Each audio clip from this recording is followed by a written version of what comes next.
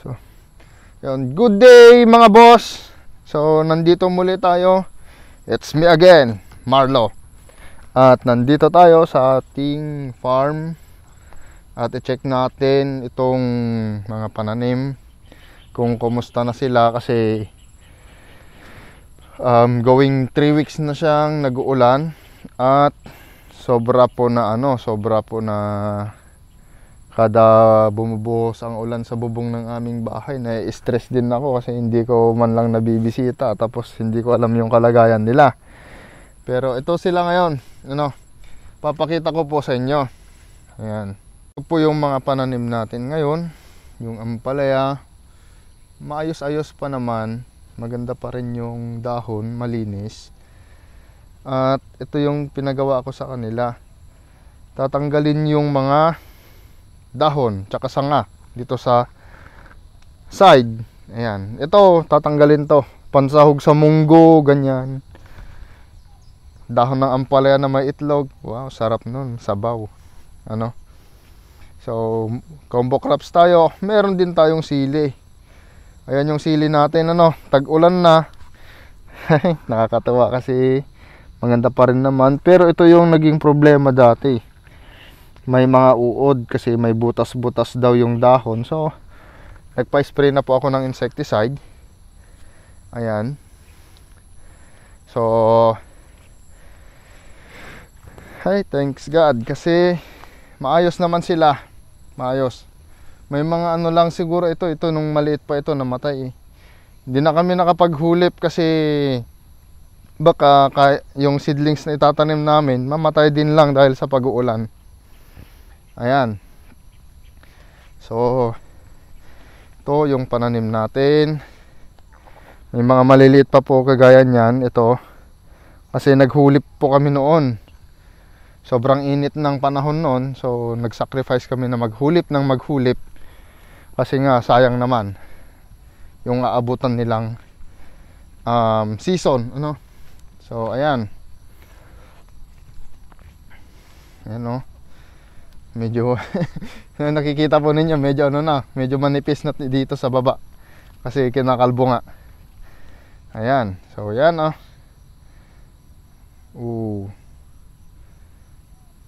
sana nga at magpatuloy-tuloy itong ganitong itsura at saka bulas pa rin ng pananim kahit na maulan. Grabe, lapad ng dahon, no? Mas malaki pa sa kamay ko. Yan, tanggalin ko na kaya to kasi malapad ka, alam ko matakaw ka. Ayan. Pang manok, tinolang manok. Ayan. Nice. May mga namatay pa rin. Ayan, kasi sobrang init nga po ng panahon noon. Wala na kaming panghulip kasi kukunti lang yung panghulip namin. So eto, ayan, sasabihan ko yung mga kasama natin na ang gagawin nila, abutin nila yung talbos na yon, yung pinaka niya. Ay naku po, kasi mahirap na itong niya bumabalik. Sabit natin dito para magtuloy-tuloy na siya. Ayan, tulungan natin siya. Yun, bali pa yung yung kamay, ay yung parang kami ng ampalaya kasi yan, ginagamit nilang pang-akyat. Ayun, medyo makapal pa rin naman yung sili natin. So ito, late silang kaya ganyan yung itsura. Late silang naglagay ng stick kasi pabago-bago nga yung plano. Ang gusto ko sana dito noon, tanse, parang may balag na itong sili para hindi matrabaho masyado, kaso tuloy-tuloy ang pag-uulan, hindi rin ako nakalabas para bumili ng tansi. So ito na lang muli, tulos na ganyan yung stick, tsaka mukha. Maglalagay pa rin po kami ng tansi dito sa taas kasi hindi enough o hindi sapat yon kasi masyadong mababa. Ayan, so ito siya. Ano, sana nga magandang presyo na ninyo. So mga boss, magkano na bang presyo ng gulay natin sa panahon ngayon? Maglalagay kami ng kubo dito sa likod dito, doon, tapos dito sa harap para may bantay. Ganito po kasi ginagawa namin dito. Naglalagay kami ng kubo para may tirahan kaming matutulog o kaya magbabantay. Ayan. Then sunod, tignan natin din yung ibang sili tsaka kamatis at upo. Uy! May gumagawa doon si Julius. Ganyan ang mga caretaker. Hindi mo alam na may nandito pala. Nandun din pala si Django. Hindi makita, takpan ng palaya. May makikita nyo yung poging caretaker natin. Ayan ginagawa nila, binabangon. So tip ko lang mga boss, pagka umulan na tumba yung pananim nyo, yung sili, kumbaga, bangunin nyo na agad. Huwag nyo nang hintayin na huwag nyo hintayin na matuyo yung lupa o kaya kinabukasan pa. O kaya humupa yung ulan. Umaraw bago nyo bangunin. So kailangan basa pa lang yung lupa o kaya umuulan, nakikita nyo may mga natumba na, bangunin na natin agad. Kasi pagka binangon nyo yung natumba, then ang mangyayari po doon, binangon nyo na pinatagal nyo pa, kunwari umulan po ngayong araw, tapos nagtuloy-tuloy, then umaraw, binangon nyo, mamamatay. So yun po yung risk. Yun yung mahirap na mangyari dito sa ating mga pananim. Ayan. So meron tayong nakitang masamang pangyayari mga boss. Kita po ninyo yan. Ayan. Yan focus natin yan Ay. May namarako na isa. Naku, sana nga konti lang. So tips ko dito mga boss, pagka nagkaroon ng ganito, bunutin nyo na agad. Tapos importante, may alcohol kayo o kaya may pang disinfect kayo sa inyong mga kamay, para pagka nag-cut o humawak kayo dito, may maano na agad, may gamit kayong pang disinfect. Pwede kayong humawak ulit sa iba, kasi virus po yan. Ito po yung yan, tawag dito cucurbits, yellow leaf curl virus. Ayan meron din dito. Naku, sayang. Naku naman. So ginagawa ko dito mga boss ay ito, binubunot ko na agad. Ayan na, wala na, tanggalin natin.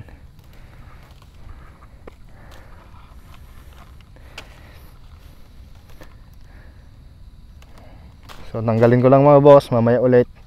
Mga boss may mga medyo humiga. Kung ganyan naman yung status, hayaan nyo na. Lagyan na lang natin ng ibahin na lang natin yung parte ng tulos. Dito tayo magtutulos para may suporta siya sa kanyang katawan na magbubuhat sa kanyang mga bunga pagka lumaki siya. Ayan.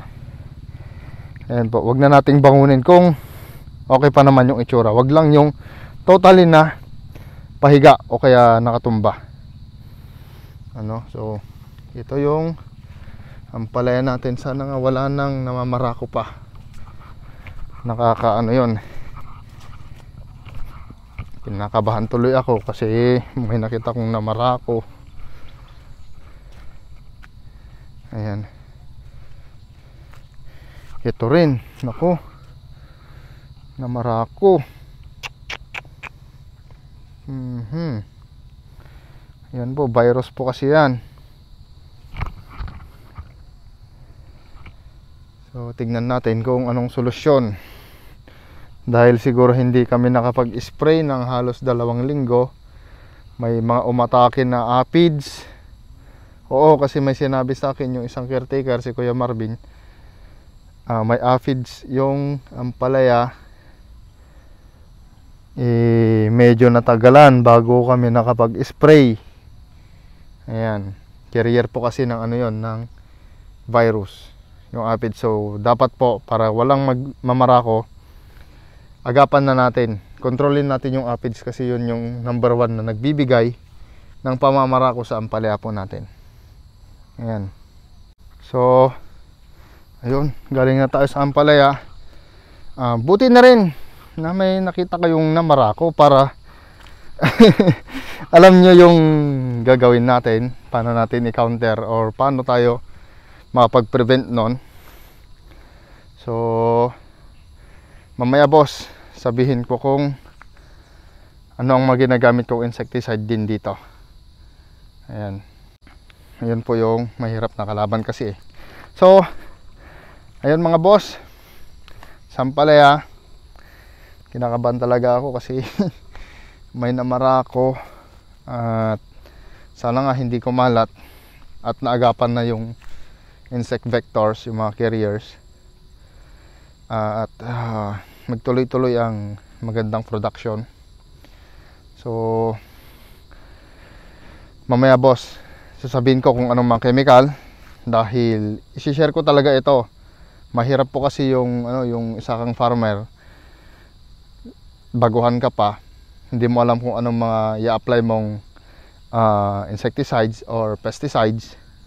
Then pagka may mga senaryo kasi sinasabi ng mga ibang farmer sa akin, pag nagtanim daw sila, nagtanong sa mga ibang farmer kung anong gagawin, yung binibigay o sinasabi mali, hindi sasabihin yung totoo.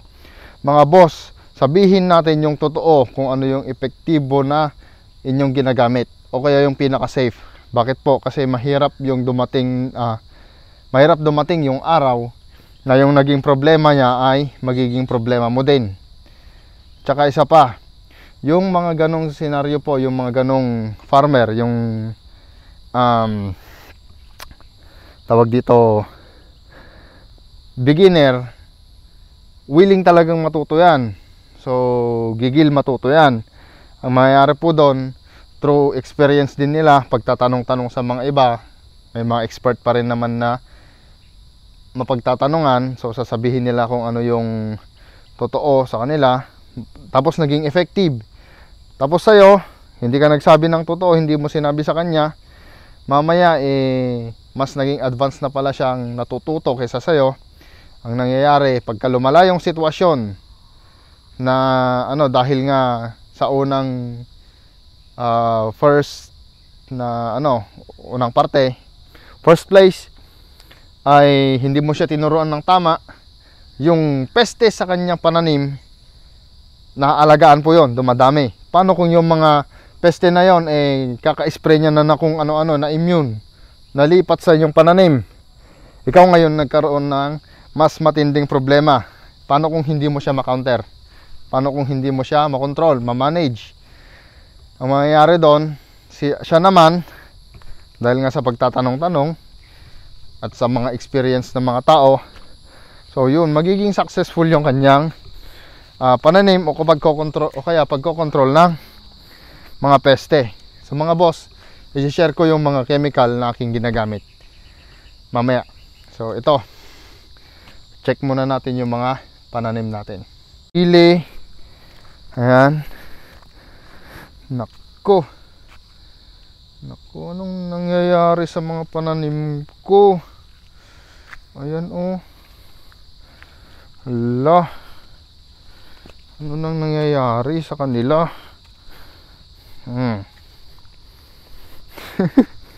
medyo tumangkad ng bahagya, no? Tumangkad po sila. Medyo malalayo na ngayong medyo malayo na ngayong spacing. Lumaki pa rin ng ganyan. So ito, ayan, sa pagbubunot po ng meron po kasing dito, paragis.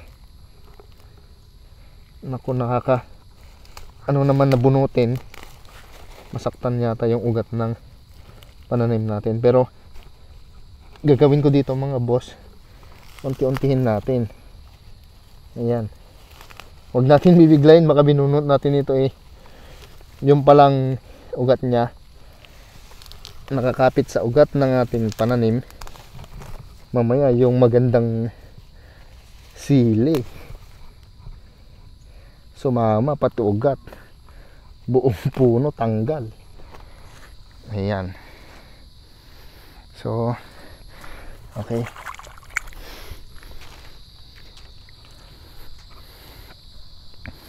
Ayan, mga boss. Ay, salamat kasi kahit na tuloy-tuloy ang pag-uulan, may ganito pa rin tayong sili na nakikita. Yun, kamatis naman to. Itong kamatis natin ang kawawa yata. Sili, yan po, no? Yung sili natin, maraming madam mo. Hala, nako. Guys, gagawin natin dito, bunutan natin ng onti-onti. Ayan, so ito, mga boss, nako, may nakita din tayong virus din to. Naku po, ginagawa ko dito mga boss, i-control natin to. Tatanggalin natin itong parte na ito. Sana nga hindi lumala, hindi kumalat. Ayan, tinanggal ko na. Kawawa naman, sayang. May mga bunga pa, dalawa. May mga bulaklak pang sumusunod. Pero yung dahon kasi hindi nakaaya-ayang tignan. Ayan. Naku, parang ang dami-dami kong tanim dito, sili, paragis, kulitis. Ayan, check natin yung yung kamatis. Ayan. So, balik tayo doon sa dulo. Madulas. So, ito naman yung kamatis natin mga boss. Nako, problemado tayo nito. Daming namatay. Tapos bagong hulip pa yung iba. Kasi nagkamali kami ng direction ng bed. Kasi po pag ganun siya, dapat sana lahat ay pag ganun. So dito kasi mataas na level dito, pababasa na lahat yung tubig. And ang problema kasi dito noon, sobrang init ng panahon. So limitado pa yung tubig. Kung ganun naman yung sistema namin sa patubig o yung kanal, pag ganun nga siya, mahihirapan kaming magpatubig. Baka lalong baka namatay na lahat sana to. Kasi kulang na sa tubig pag ganun. Tsaka mahihirapan ka pa magpatubig. Bibihira ka na makakapagpatubig nun dahil nga po sa sa buhos, yung daloy ng tubig mula taas pababa agad. So which is hindi siya dapat na sana. Kung maraming patubig, ganun yung ginawa ko. So ito yung mga ibang kamatis natin, namumulaklak na din. Ayan. So okay pa rin. Kasi yun nga, charge to experience. Ganito yung nangyari sa kamatis natin. Medyo tingin ko dito namatay ay mga ano, sabihin na natin 30%. Ayan. So dito yung mga, saan ba? Yung mga may butas na bakante, yung maliliit, ito. Meron naman halos lahat, kaso yun nga, hulip na lang yung iba. Late na, maliliit na sila. Kasi naghulip kami, diretso naman na yung ulan. So kawawa naman na nagso-survive na lang itong mga kamatis na to. Ayan. Hay. Sana nga gumanda pa sila. Ano, makahabol sa magandang presyo. Next ay sa ano tayo? Upo. Upo na maliliit pa. Pinakahuli kasing naitanim. Ano? Oh my gosh. Ito po ano. Naku. Ito po yung sinasabi nating pit necrosis. Ayan, ng kamatis. Ayan, hindi po ito blight. Ano, hindi po ito fungi. Pit necrosis po tawag dito. So, kumbaga ito, naunang nagbulok dito sa ano, sa katawan, naglalabas na yung mga ugat-ugat dito sa kanyang mataas na parte. Meron na nga din po, nagsimula na din dito. Ayan, so naku. Ito yung nakukuha o nangyayari pagka nag-abono tayo ng mataas sa nitrogen content, then biglang nag-uulan o kaya patuloy na yung pag-uulan. Ganun po yung nangyayari. Ano, hindi po siya blight, hindi po siya ano, hindi siya yung sakit ng kamatis na kumbaga fungus o kaya ano. Kasi yung blight, fungus po yun, fungi po yun. Nangyayari naman po yun pagka may ano po, may mga spores o kaya yung parang buto ng fungi nalilipat sa mga dahon o kaya sa surface ng ano, ng halaman. Doon sila nag-ano, kumbaga nabubuhay. Ayan, ginagamit nila yung ano, kumbaga nutrients ng halaman na nakukuha nila para mabuhay sila. Ayan. So pit necrosis po 'yon mga boss. Ano? So hindi po siya blight. Lilinawin ko lang, hindi po siya blight. Dahilan po nun ay nitrogen, excessive nitrogen, sobra-sobrang nitrogen. Pero nangyari naman po kasi yung inabono po namin calcium nitrate, tapos naglagay kami ng 16-20-0 at saka 16-16. So meron at meron mga nitrogen po sila, which is dinagdagan pa ng pag-uulan. Ang pag-uulan po kasi, ang ulan may kasama po yan na nitrogen. So yun yung dumagdag para maging ano, siguro sobra yung nitrogen content o kaya nitrogen na punta sa ating halaman. Kaya siya nagkaroon ng ano, pit necrosis. Ayan. Ito ito mga boss yung upo natin. Yan, oh. Maganda naman yung bulas pero maliliit pa sila. Sana nga makahabol sa magandang presyo o tumama sa magandang presyo pa ito. Ayan. So halos ganito naman lahat boss. Ayan. Punta na lang ako sa dulo. Hindi ko na ipapakita sa inyo kasi masyadong matagal na yung video. Ano. Ayan.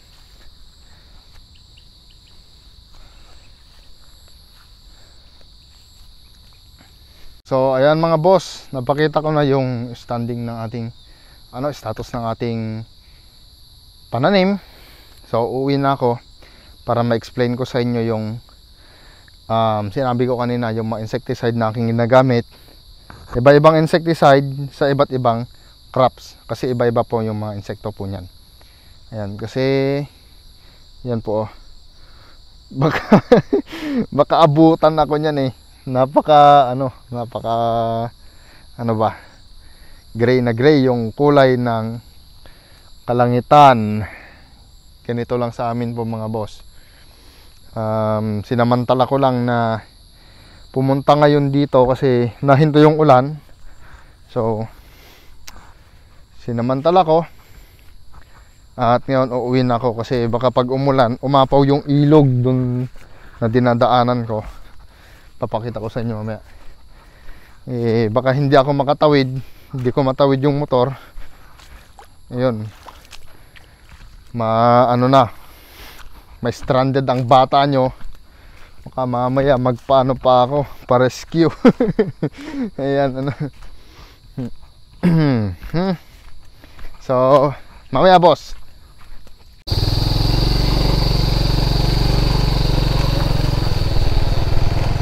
So ayan yung daan natin mga boss, medyo lolo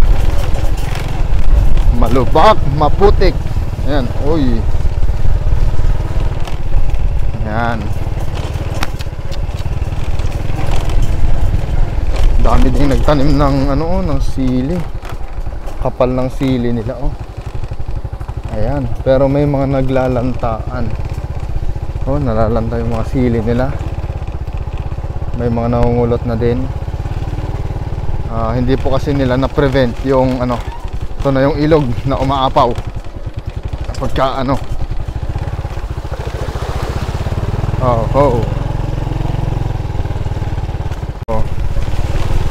ayan mga boss, may makikita tayong ampalaya dito, naninilaw na. Ayun, oops, dami ng dilaw, daming dilaw, ayan. So yan, nandito tayo uli mga boss, at galing tayo sa bukid. Ayun, nakita nyo naman yung mga pananim. Sana nagustuhan po ninyo. At yun, satisfied naman ako sa sa naging itsura nila, pero medyo stress lang yung mga halaman, yung mga pananim natin, kasi yun nga, tuloy-tuloy na pag-uulan, at nagiging cost po nun ay yung yung ugat, yung iba nabubulok. So sana nga makasurvive, makarecover sila as soon as pinakamaikling panahon, para naman makahabol tayo sa magandang presyo. Ayan, so sa mga nagsasabi po na maganda ang presyo sa panahon ngayon, opo, maganda ang presyo, pero hindi pa po namumunga. Medyo late yata tayo ng ng pagtatanim. Ayan, so ngayon, topic natin ngayon, ituturo ko sa inyo din kung ano yung mga insecticides na aking ginagamit at paano sila gamitin. Dahil meron po tayong mga concern, or meron tayong minsan problema na din sa mga farmer na alam naman natin na ginagawa nila ito. Yung farmer, pag nag-spray ng isang chemical, pumunta si technician, pina-spray siya ng ganito, umepekto, laglag yung mga mga uod, then ang nangyari, effective nga, sabi. Meron pa rin pong nakasurvive po doon, o kaya nakapag-adjust, na-adapt po niya yung yung kumbaga impact or yung epekto ng chemical sa mga ibang uod. So nakaka-adapt sila, nakaka-survive po sila, tumataas yung kanilang resistance. So yun, sunod na araw o sunod na pag-spray niya, yun ulit, inulit na naman, hanggang sa inulit ng inulit. Then pag naglaon, sasabihin na ni farmer, wala, peke na yung ganito, hindi na kagaya noon na maganda yung epekto. I-spray ko lang na ganyan noon, laglag na yung mga uod. Ngayon wala na, pinangmumumog na lang ng uod yung chemical na ganito, ganyan. Yun po yung hindi natin alam, na tayo pala yung pinagmulan, na mali pala yung ginagawa po natin. Kagaya po ng ng cocktailing. Naghahalo-halo po tayo ng mga chemical tapos ini-spray po natin. Which is, meron din pong minsan kasi mali doon. Nagkakaroon po ng mas mataas na toxicity para po sa halaman, kaya po nakikita natin nasusunog, naninibago o nagkakaroon ng reaction yung halaman natin, nagpapabilis na tumanda yung halaman dahil nga po sisirain ng chemical yung cells ng ating mga halaman. So doon sila namamatay o nagkakaroon ng bad reactions sa ating halaman. Ito yung mga nagiging problema po natin. So sana po sundan po ninyo ito. Iba-ibang crops po ito, dahil nga po ang mga crops natin may iba-iba pong tawag dito, insekto po yan. Merong insekto kay ampalaya na hindi umaatake kay kamatis. May insekto kay kamatis, hindi umaatake kay sili. May insekto kay sili, hindi pumupunta kay talong. Mga ganun po So, meron din naman po yung mga insekto na pumupunta siya kay ampalaya or napupuntahan niya lahat ng mga crops natin, mga gulay natin. So, ito po para po sa tamang management. Depende po kasi ito sa mga insekto na umaatake sa ating pananim. So, ginawa ko itong insecticide na alternation na ito, rotation, para po yung mga specific na insekto, specific insects na napupunta sa ating mga pananim sa isang crop. Kunwari, specific sa kanya, sisili. Meron siyang, inaatake po yan ng mites, thrips, ayan. So, kay kay kamatis, inaatake po yan ng whiteflies, inaatake ng borer. So, mga ganun po, So, pag-usapan po natin. So, itong chemical na ito, depende po sa insektong dumatapo o umaatake sa ating mga pananim. Ayan. So, unahin nating topic ngayon, mga niro-rotate kong chemical para kay sili. Ayan. Kay sili, ito po, naglista na ako dito. Ayan, kasi ito talaga yung sinusundan ko. Ito yung ginagawa ko. Base ito sa active ingredient at mode of action or group number according to IRAC. Base sa ating mga sa mga pinag-aralan tsaka experience natin, nabuo ko po ito, nagawa ko ito. So, para kay hot pepper, yung niro-rotate ko po na mga insekto, nandito po si gumagamit din po ako ng Pexalon para po sa whiteflies. Minsan nagkakaroon po kasi ng whiteflies po yan. Tsaka yung mga yung mga bugs, yung mga beetles, ayan. Agrimec. Si Agrimec po, ang purpose po natin para po sa mites and thrips. So, kailangan maagapan natin yung mites and thrips. Si Agrimec po kasi, ang kanyang active ingredient ay abamectin. Agrimec or romectin, pwede po yan, Agrigard. Yan po yung mga mga active ingredient nila ay abamectin. So, ang group number po pala ni balikan natin si Pexalon. Ang group number na Pexalon ay 4E. So, 4E, tandaan po natin, yung kanyang, yung kanyang group number. So, sinusunod ko po dito si Agrimec. O kahit naman po sa kanilang mauna, depende po kasi yun sa sitwasyon o kaya kung anong insekto po ang nakikita nyong umaatake. Pagka kasi, minsan yung mga farmer, nangungulot ang dahon ng sili ko, mag-i-spray po sila ng Cumulus, fungicide po yon. Hindi po fungi yung pangungulot. Bali, po yan, dalawang klase po yung nagbibigay ng pangungulot, tatlo, either mites and thrips. Pag nangulot po yung dahon, pag ganyan pababa, mites and thrips po yon. Then, pagka nangulot naman po ng pataas, tapos nanigas po siya, papakita ko po yung picture. Yan po. Yan po ay either nakaamoy ng herbicides. Ayan. May nag-spray ng 2,4-D. So, 2,4-D ester. Yan po. Nagkakaroon ng ganyan cost. So, sa mga nagpapalay po dyan, kung may katabi man tayo na nagtanim ng gulay, huwag na po tayong mag-spray ng 2,4-D na ester. Meron naman po kasi yung 2,4-D na amine. Yun na lang po gamitin natin. Pakikisama, pakikitao sa ating kapwa magsasakang Pilipino. Ayan. Then, next ay yon si Agrimec. Si Agrimec, abamectin nga po ang kanyang active ingredient, romectin or Agrigard. Ang kanya naman pong group number ay 6. Ayan. 6. So, 4E, sinundan ko siya ng 6. So, magkaiba pong group number. So, hindi magkakaroon ng insecticide resistance po dyan. Hindi mag-a-adjust ang kanilang mag-a-adjust ang kanilang resistance, pero hindi sila makakapag-adjust ng tuluyan. So, mapupuksan natin sila. Next po, baka hindi po kayo maniwala dito.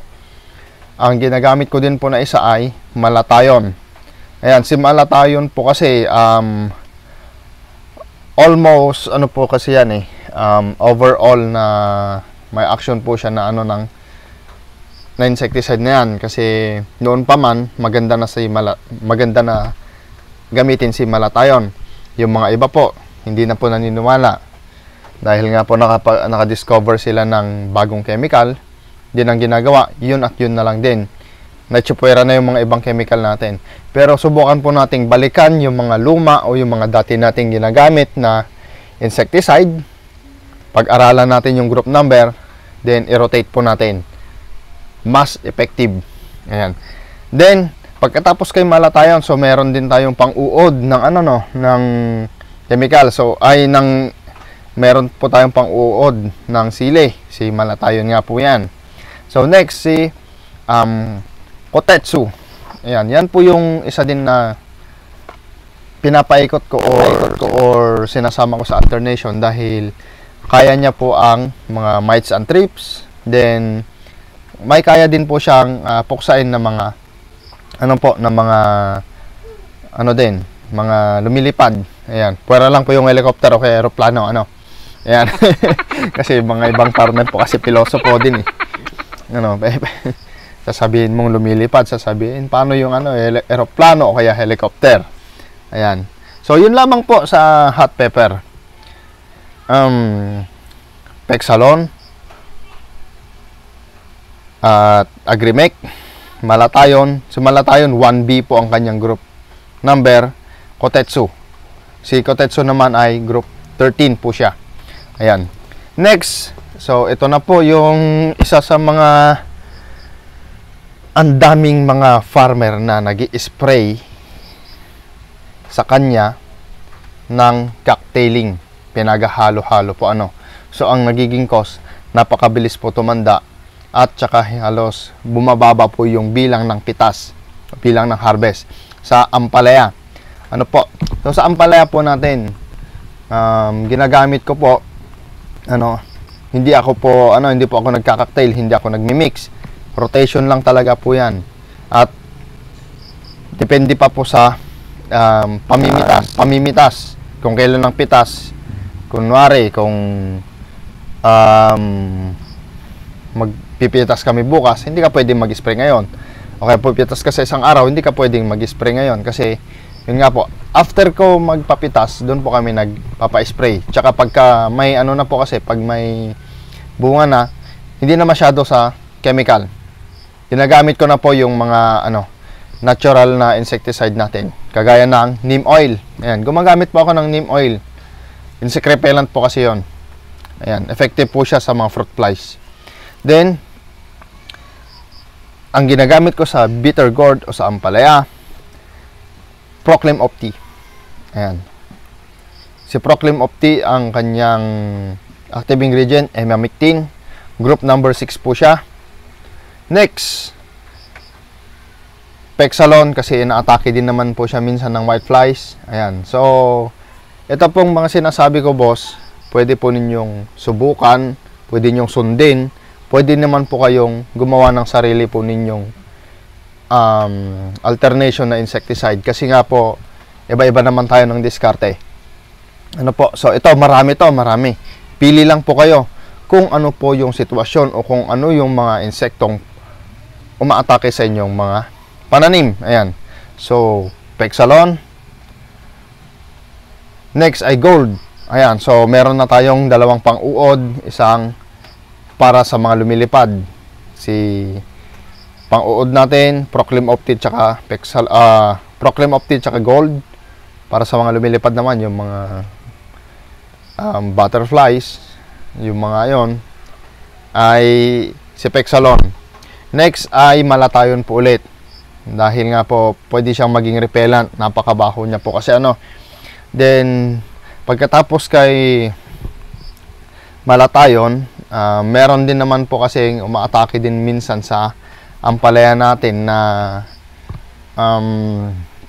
tawag dito yung mga aphids. So, gumagamit din tayo ng Kotetsu. Ayan. So, after ni Kotetsu, kung kailangan mo na puksain o bugawin man lang yung mga fruit fly, so, gumagamit din ako ng tawag dito yung active ingredient niya ay Profenopus, Selecron. Ayan. Selecron, kilabot. Ayan, yung mga yon. Ano po. So, ayan mga boss, pasensya na kayo. Namatay yung cellphone ko, ano. Iwan kong nangyari. Naghahanap yata ng kapalit. Ayan. Then, next, saan na tayo? Kay kilabot o kaya kay Selecron, Profenopus po sila. Then, yun po yung ating mga ine-spray sa ating ampalaya. Depende po yan sa kung anong nakikita nyong insekto.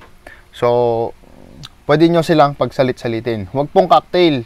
Huwag po cocktail. Huwag po tayong magmi-mix. So, yun po yung mga pinagtataka din ng mga taga dito sa amin. Kasi, last time, nagtanim kami ng ampalaya. So, konti lang naman yung area. Then, naka-harvest din kami ng 720 kilos. While yung kapareho niyang area, humarvest lang siya ng 400 kilos. So, laking diferensya po ano. Kasi nga po, yun po, yung program na ating ginagawa. Kumbaga, GAP, Good Agricultural Practices po. Gumagamit tayo ng chemical control. At gumagamit din tayo ng natural na na insecticides. So, yun po. Next, sa ating tomato. So, mga kapwa ko nagkakamatis diyan, nagtatanim ng kamatis, baka ibang pagkakaintindi ninyo ng nagkakamatis, So, next ay sa white flies kasi inaatake ng white flies si kamatis, So, kamatis, in-spray ko po dyan ay Pexalon po ulit. Next ay si Agrimec kasi inaatake din po yan ng mites and thrips. So, magkakaiba pong AI tsaka group number, Sa kamatis, kung may uod naman, nag-spray na ako ng Fenus. Dalawang form po yung Fenus liquid tsaka Fenus na powder. Ayan, so pili po kayo doon kung ano po yung gusto po ninyo or kung sa tingin nyo ay mas maganda gamitin. At Malatayon, nag-spray din tayo. So parang pang break yun ng kasi si Malatayon din pala ng cycle. So sunod po sa sa ating i-spray, kasi nga po minsan pagka nag-spray tayo sa mga white flies, hindi rin po lahat ay natatamaan, nagkakaroon pa sila ng resistance sa isang chemical, active ingredient. So nag-alternate tayo ng Pegasus. Ayan. So si Pegasus po ay group 12A po siya. Ayan po. So Kaya po, brand name na po yung inaano ko. Pwede nyo naman pong tanungin sa mga agri-supply kung wala si Pegasus, ano yung alternate kay Pegasus, or kung ano yung kapareho niyang active ingredient. Kasi po sa binigay ko pong fungicide, yung mga yung mga brand tsaka active ingredient na sinasabi ko po doon, hindi pa rin po makuha ng mga iba. So brand name na lang po yung binibigay ko. Mas madali kasing hanapin nga naman talaga. Next ay sa beans. French beans, yung tinatawag nating Baguio beans, string beans, yung sitaw, ayan, munggo, pwede rin po natin gamitin ito. So, para sa uod ng beans ay Proclaim Opti tayo. Yung Proclaim Opti yung ginagamit natin. Next ay gold. Yan, kasi karamihan naman po na umaatake na insekto sa sitaw ay mga borer po yan, na mga paro-paro yan, nangingitlog sa sitaw. Then makikita po ninyo may mga sapot-sapot na sa bulaklak ng sitaw, then nagkakaroon na po ng uod. Tapos halos maubos na yung dahon, o kaya naman lahat ng bunga ng sitaw natin ay puro butas, daming reject. Sayang naman. Next po sa gold. So Proclaim Opti, gold. Next po ay Venus liquid. Ayan, or powder. Sunod ay Malathion. Sunod po ay pwede rin kayong gumamit ng Exalt at Kotetsu. So dami kong sinabi pero pili lang po kayo doon ng 3 or 4 na chemical na pwede nyong i-alternate. Alternate po sila. So yun po, kaya po ako nagbibigay ng maraming chemical din, active ingredient o kaya brand name, para marami po kayong pagpipilian or marami po kayong option na gamitin. Ayan.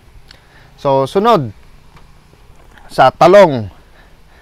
Dito ako nag-aalangan na magsabi kasi nga po yung mga farmer natin ng talong, baka mamaya may mabanggit ako na chemical o practice, sasabihin na nila na wala na yan, laos na yan, wala nang epekto yan, nasubukan na namin yan, ganito at ganito nga pinaghalo namin, hindi pa rin may epekto.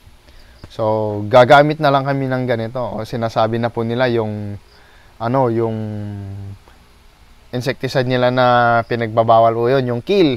So para maiwasan po si kill, ito po yung ginagamit ko. Effective naman po siya, at saka magaling naman pong madali lang naman na i-manage yung uod ng ng talong kung alam natin ang ating ginagawa. So ang ginagawa ko po sa talong kasi, naglalagay po ako ng sweet traps. Ayan, tapos gumagamit din tayo ng bitag. So yung bitag, po yun, yung pheromone trap. Bihira lang po tayo nakakabili nun. So ang ginagawa ko po doon, naglalagay po ako ng mga yon kasi may pakinabang pa rin naman. Malaking tulong po yon. Kasi tayo mga farmer lang naman po, kasi minsan gusto natin yung one spray in an instant po ay mamatay na yung mga insekto. So isipin din po kasi natin yung mga kakain, yung kukonsume ng ating mga produkto. Then pagkatapos ay sila magsasuffer. So napaka naman po nun, napakahirap naman po na mangyari po yun. So dapat gawin natin alternation ng chemical. So sa eggplant tayo, ginagamit ko po sa uod ng eggplant, yung FSB, fruit and shoot borer, ay yung Proclaim Opti. Mabisa naman po ito mga boss, mahusay din po siya, so contact and systemic din po kasi siya. Then sunod po sa white flies ng talong, lagi ko pong nire-recommenda ito sa mga sa mga nag-message sa akin, si Pexalon. So far so good, sinasabi naman nila laglag yung mga fruit fly. Ayan. Then Venus Ayan, para din po sa FSB or fruit and shoot borer po yan. Exalt. So, para din sa uod kasi number 1 po na kalaban kasi natin minsan dyan ay yung uod talaga. Sa Ilocano, yung sinasabi nilang kiltay. Yung nalalanta po yung talbos ng talong, hindi naman natin nakikita na may uod sa loob. Try po ninyong i-cut po yun. Makikita nyo may uod po yun sa loob. Ayan. Then, next ay para sa fruit fly ng talong ay ang Pegasus. Ayan. So, yun po yung ating mga tips sa ating paggugulay po sa mga ini-spray po natin. So susunod po ang ibibigay ko po sa inyo para hindi po matagal masyado ang ating video ay ang rules o kung paano yung timing o paano gamitin yung insecticide. Ayan. So maraming salamat po ulitin ko po. Pwede po ninyong ilalagay ko na po dito sa screen yung chemical na aking ginagamit para po kayo ay magkaroon ng idea kung ano yung mga bibilhin ninyo o i-alternate po ninyo So, Proclaim Opti, Pexalon, Gold, Agrimec, Phenos, Malatayon, Exalt, Kotetsu, Pegasus, Lanate, Kilabot. Ayan, Alika. So, si Alika po, hindi ko po binanggit kasi dalawa po yung kanyang mode of action. At dalawa po kasi yung active ingredient. Minsan hindi po kasi ako masyadong gumagamit ng pinagmix na dalawang active ingredient kasi nga po kung once na nakasurvive po yung... So, yun po. Hindi po ako nagbanggit ng mga chemical na dalawa po ang kanilang active ingredient kasi iniiwasan ko po yun na mag-apply ng ganon. Kasi dalawang active ingredient, dalawang mode of action. Paano kung nakasurvive yung insekto? Magkakaroon po siya ng resistance sa dalawang active ingredient po agad or dalawang mode of action po agad. So, yun po yung iniiwasan ko Hindi po ako nagka-cocktail, hindi ako Hinahaluan ko lang ng foliar fertilizer yung mga insecticide na aking ini-spray. Ayan. So, in one time, dalawa na yung ini-spray ko. Insecticide tsaka foliar. Ayan. O kaya fungicide tsaka foliar po So, depende po yun sa mga foliar din po na aking ginagamit. Sa susunod po, magbibigay din ako ng tip kung ano po yung mga foliar po natin pwedeng gamitin at bakit. Dahil importante po na hindi po basta-basta foliar fertilizer lang yung ating ini-spray. Dahil yung mga iba po ay merong talaga tayong tinitignan na yung mga essential nutrients na kailangan para po maibigay natin sa ating mga pananim. Ayan, so hanggang dito lamang po mga boss yung video natin. At sana'y marami pa rin po kayong tawag dito natitirang mga gulay kasi sa panahon ngayon sobrang hirap po ngayon na mag-spray tayo tsaka mag-manage ng ating taniman kasi nga po tuloy-tuloy ang pag-uulan. So, yun lang mga boss. Maraming salamat po sa inyo. Naway marami kayong natutunan at sana po ay maging successful po kayo sa inyong pagtatanim at someday may magme-message sa akin na effective yung ating tinuro, ating ginawa at magkaroon po kayo ng pagbabago sa inyong buhay through vegetable farming or through farming. Kahit anong farm po yan. Ayan. So, mabuhay ang mga Filipino farmer. So, God bless you all.